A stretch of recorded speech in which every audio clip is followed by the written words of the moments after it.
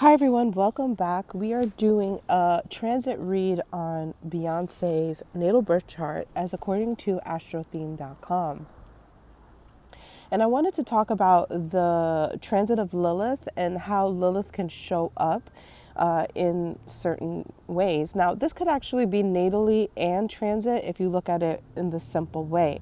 Lilith's energy is about rejection, feeling a core wound of rejection. And while Lilith is also connected to our sexuality, it doesn't always have to be just that. Lilith's placements in the houses could show you what the core rejection was, okay? So with Beyonce releasing Cowboy Carter, one of the things that she mentions is that her experience at the CMAs made her feel unwelcomed, okay? And Cowboy Carter is a layering of a multitude of things that is happening with this masterpiece of art that she has created. But I just wanted to show you the simply how Lilith is working with this, as she has Lilith transiting her 11th house when she releases Cowboy Carter, and the 11th house is connected to social groups, conventions, gatherings, exclusive clubs that you are a part of, exclusivity, hierarchy, things like that. So I always think about one of her lines in Flaws and All, where she says, I'm a peasant by some standards. And Cowboy Carter is like a revolutionary way to shift her view of herself in hierarchical positions. Okay, so it's personal, but it's also greater, especially when you look at Lilith in 11th house, because it's not as personal. We're looking at how we feel rejected on a greater scale by these groups of people. You're not invited. You can't sit with us. You can't sit at the table.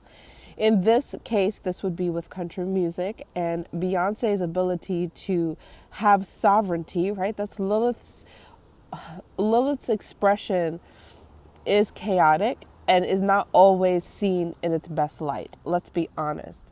But ultimately, the intentions of the energy of Lilith is sovereignty, is to be free from whatever that rejection is, because rejection in itself is an attachment to something, right? And so you're recognizing your attachment to it, and then you're also freeing yourself from all of those things, the need of approval, the attachment, all of these things. So Cowboy Carter is connected to the experience that she had feeling welcomed in a genre, and ultimately, as historians and philosophers and theorists come together through this album, you come to find that there are incredible historic roots of country music and the genre itself coming out of African hymns, indigenous tribes, and things like that. So this is Lilith's highest expression in Virgo. In Virgo, her highest expression would be to be as professional as possible, but still do the work in the feeling of rejection.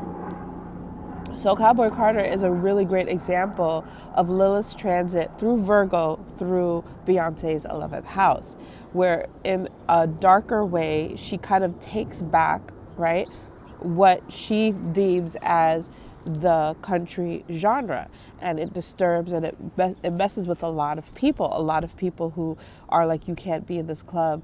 That's that Lilith energy. It hits you in a dark way, which really is an emotional way. And